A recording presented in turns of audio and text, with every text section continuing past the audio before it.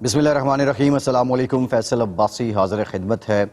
Dubai میں بہت لمبی بہت طویل ملاقات ہوئی ہے، تقریباً 2.5-3 گھنٹے کی نواز شریف صاحب اور زرداری صاحب کے بیچ،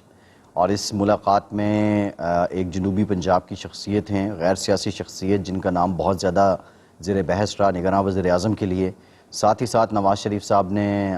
پارشلی اس بات پہ بھی رضامندی کا اظہار کیا کہ 6 مہینے اگر الیکشن آگے چلے جائیں، اور نواز شریف صاحب کیوں اس پہ رضامندی کا اظہار کر رہے ہیں۔ آپ کو مریم نواز صاحبہ کی ایک سٹیٹمنٹ یاد ہوگی جس میں وہ یہ بات کرتی تھیں کہ جب انصاف کے میزان کے دونوں پلڑے برابر ہو جائیں تو تب الیکشن ہوں گے۔ اب دونوں پلڑے تو ابھی تک برابر نہیں ہیں۔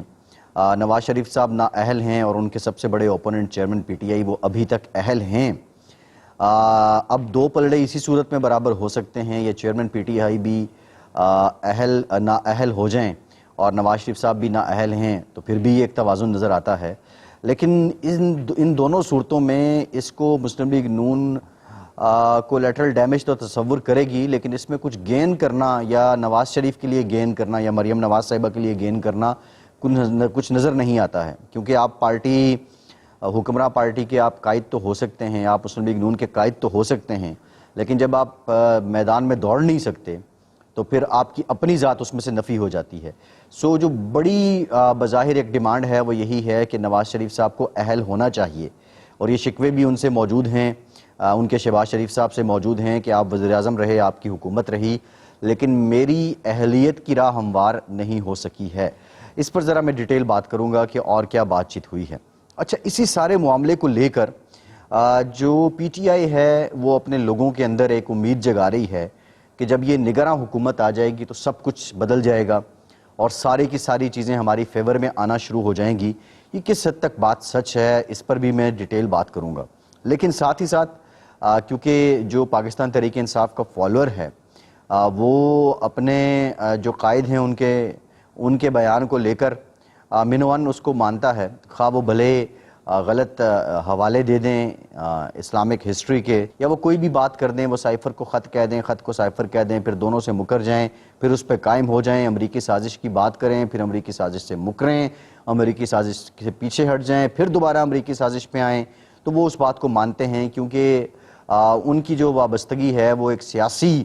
فالوور سے زیادہ کسی حد تک آگے کی ہے، بڑی ایکسٹریم لیول کی وابستگی ہے، اور اس پہ پھر وہ ایکسپلائٹ بھی کرتے ہیں، اور وہ اپنی بات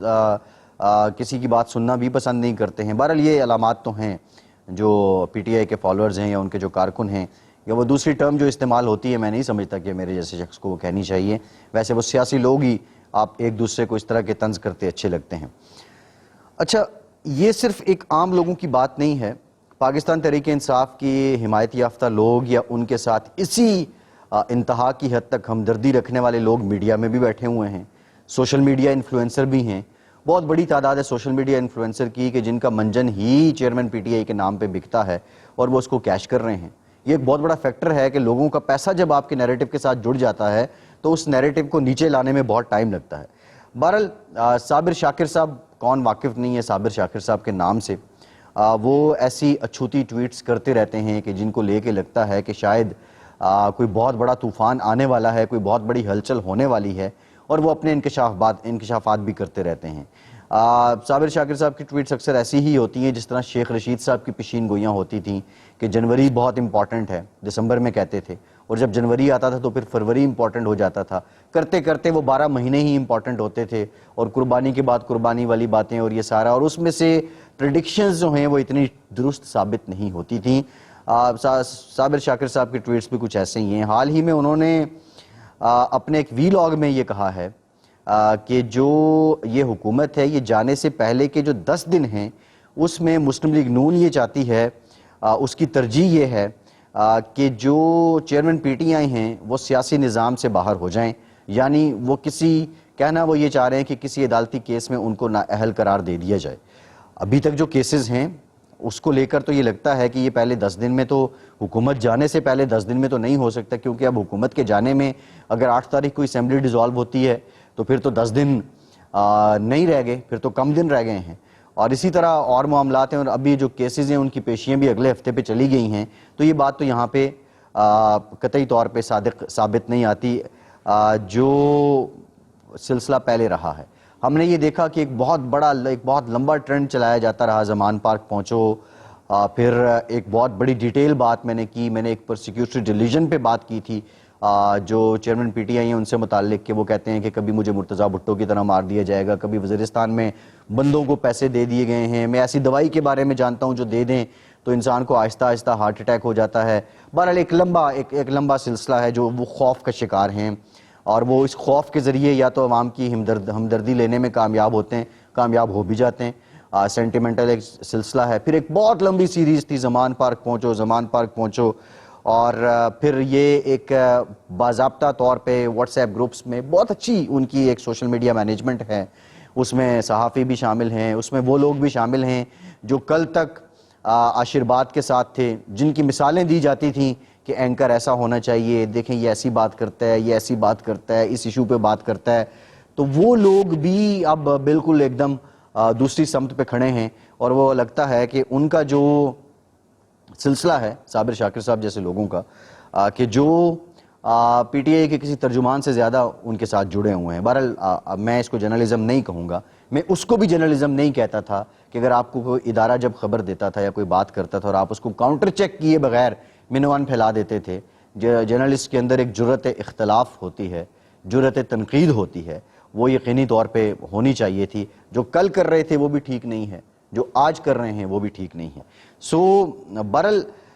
ابھی تک جو میری اطلاعات ہیں اگلے 8-10 دن میں تو کچھ بھی نہیں ہونے والا ہے،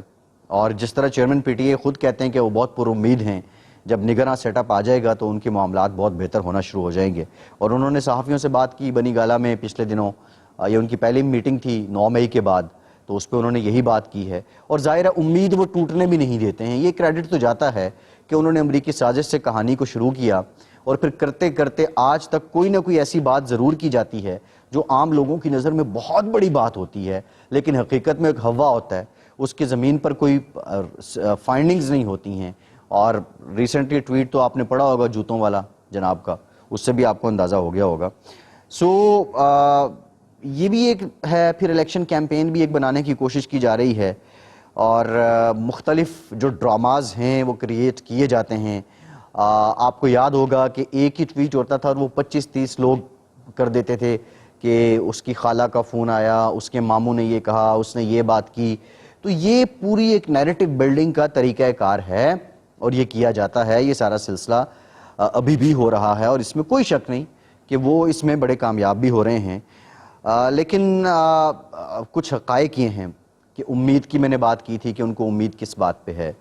وہ کس بات کو لے کر اپنے لوگوں کو ساتھ ملا رہے ہیں۔ ایک تو پہلو یہ ہے کہ اس طرح کی امیدیں، دلاسیں، ڈراماز کر کے لوگوں کو ساتھ ملانا ہے، اپنی ویو کا مومنٹم برقرار رکھنا ہے، یہ لوگ کرتے ہیں، اور اس میں چیئرمین پی ٹی آئی اور ان کی جماعت بہت خاصا حاصل ہے، وہ کامیاب ہو رہے ہیں۔ دوسرا امپورٹنٹ سوال یہ ہے کہ کیا کوئی امید ہے؟ میں یہ سمجھتا ہوں کہ ایسی کوئی امید نہیں ہے۔ جب ہمارے مقتدرہ کے لوگوں سے بھی بات ہوتی ہے اور وہ لوگ ایک سوال ہم سے پوچھتے ہیں، وہ کہتے ہیں کہ ہمارا جو جوان ہے وہ ہم سے یہ سوال پوچھتا ہے کہ جو یہاں کرنل شیر خان کے مجسمے کے ساتھ ہوا، کیا ہم اپنی جان، اپنا خون اس لیے دیتے ہیں؟ تو پھر جو افسران ہیں ان کے پاس اس کا جواب نہیں ہوتا۔ 9 مئی کے واقعات کے بعد تاحال کوئی امید نہیں ہے، کسی قسم کی کوئی رابطہ کاری نہیں ہے، اور میں سمجھتا ہوں کہ اگر نگراں حکومت آ بھی جائے گی تو اس میں کون سا بڑا طوفان ہو جائے گا، کون سی بہت بڑی بات، کوئی اچنبا ہو جائے گا؟ کچھ بھی نہیں ہونے والا ہے، یہ صرف ایک لوگوں کو ساتھ میں لانے والی بات ہے۔ دوسری امپورٹنٹ بات یہ ہے کہ جو پاکستان کا ہر حلقہ، ایک صوبائی اسمبلی کے حلقے کی ڈائنامکس دوسری صوبائی اسمبلی کے حلقے سے مختلف ہوتی ہیں۔ صوبائی اسمبلی کو چھوڑیے، آپ ایک یونین کونسل کی ڈائنامکس کو دوسری یونین کونسل کی ڈائنامکس سے نہیں ملا سکتے،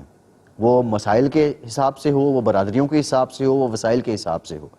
اب آئی پی پی بھی نکل آئی، پرویز خٹک صاحب کا گروپ بھی نکل آیا، یہ سب کچھ نکلنے کے بعد یہ جو سوشل میڈیا پہ ڈراموں کی صورت میں ایک ویو بنائی جاتی ہے،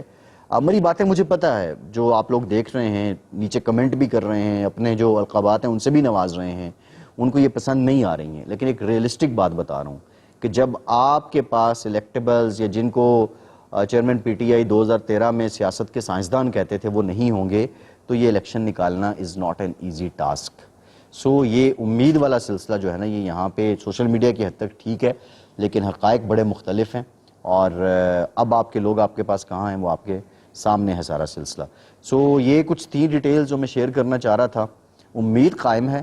لیکن حقائق اس کے برعکس ہیں. دیکھتے ہیں ہوتا کیا ہے. فیصل عباسی کو اجازت دیجیے.